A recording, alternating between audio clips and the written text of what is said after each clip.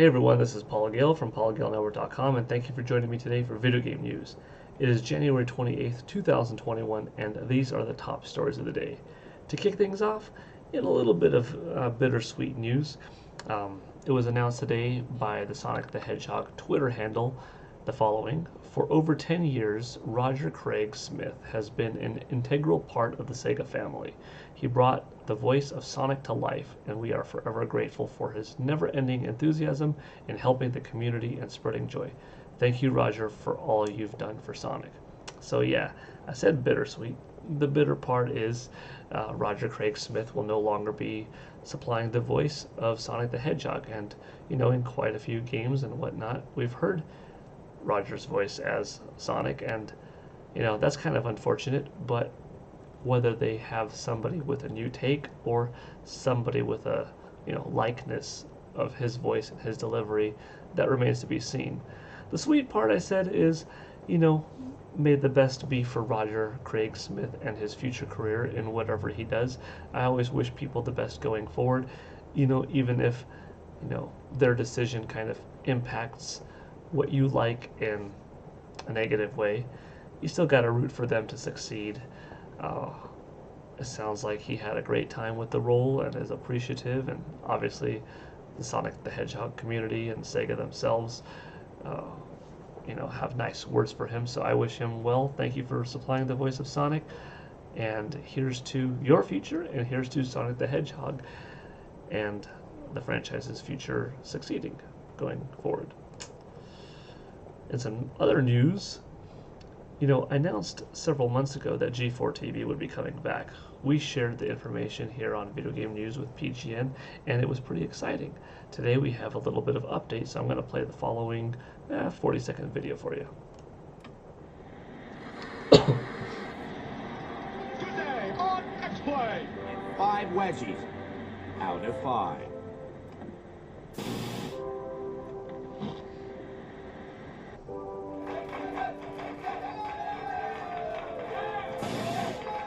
X-Play and Attack of the Show. Making a comeback. The Legends return this summer, 2021.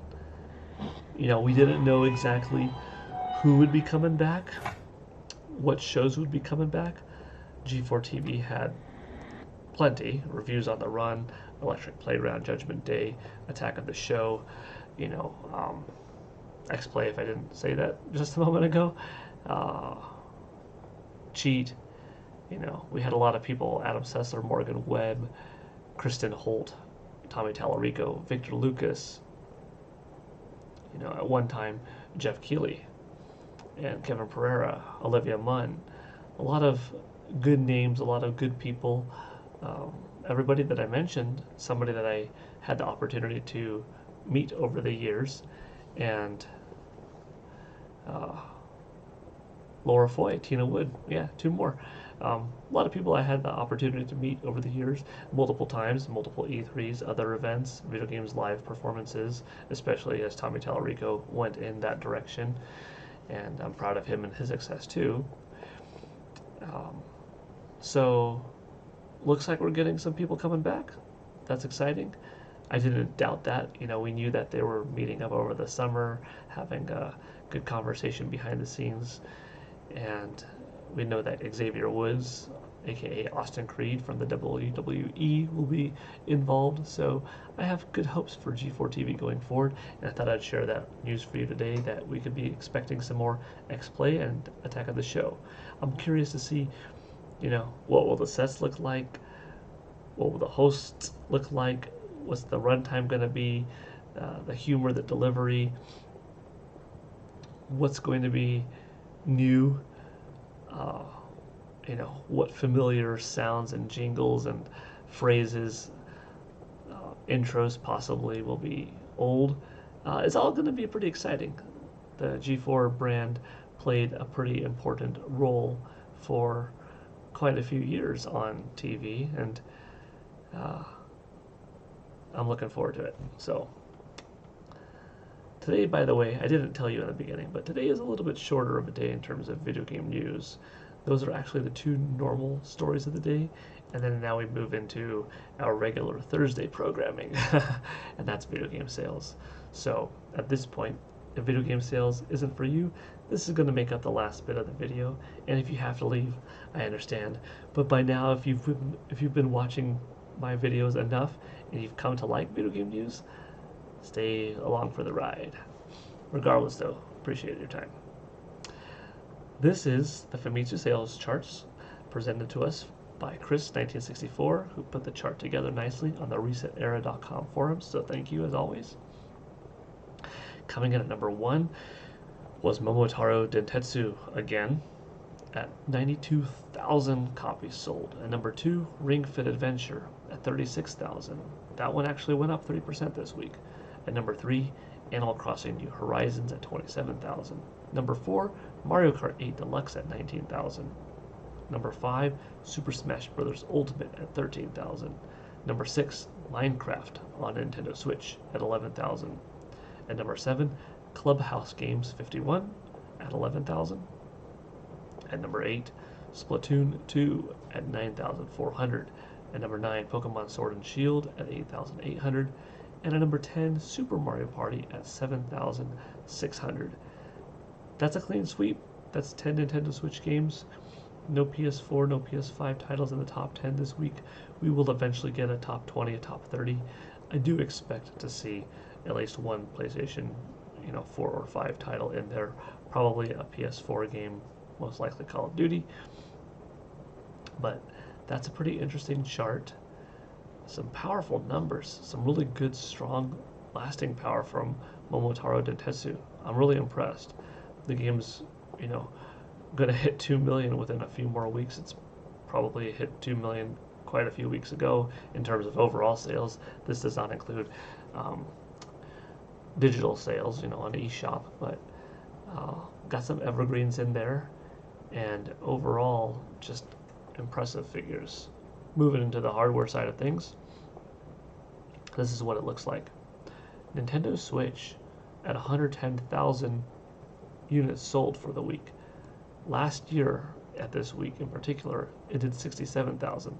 So that's up 43,000 for the week comparatively speaking. That means that its lifetime to date in Japan is now 18.1 million. And Nintendo Switch, if you look at it like this, the year to date for 2021 is 761,000. Its last year to date at this respective time was 565,000. You're at 196,000 more this year than last year at the same point in time. It will be interesting to see how much more ahead does Nintendo Switch get in 2021 over its 2020 self counterpart until Animal Crossing comes out. But we've got some things along the way, like Super Mario 3D World plus Bowser's Fury, a new red Nintendo Switch. We got Persona 5 game Strikers coming out in February, Bravely Default 2, although that's an April title. And then we've also got Monster Hunter Rise. Monster Hunter Rise in particular in Japan is going to be huge. It's going to do well everywhere, but that game coming out in March, new Pokemon Snap coming out in April. In particular though, at this point, Monster Hunter Rise. Could that game's release do some Animal Crossing like numbers?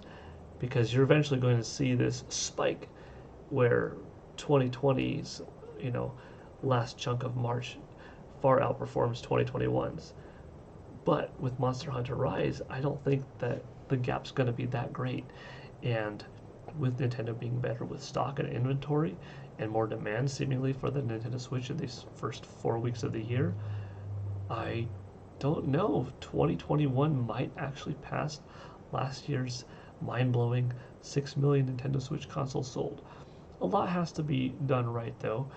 We do have to have some surprises. Pokemon's got to be big, Mario's got to do very well, Monster Hunter Rise has got to do exceptionally well because Animal Crossing really carried a lot of weight and whatnot. Now I do expect software to be way up for Nintendo Switch this year, but hardware could be neck and neck.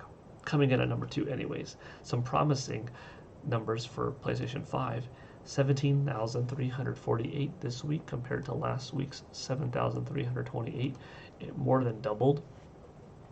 Can Sony keep this, like 15 to 25,000 range? That's still pretty low for a new console's, weekly release.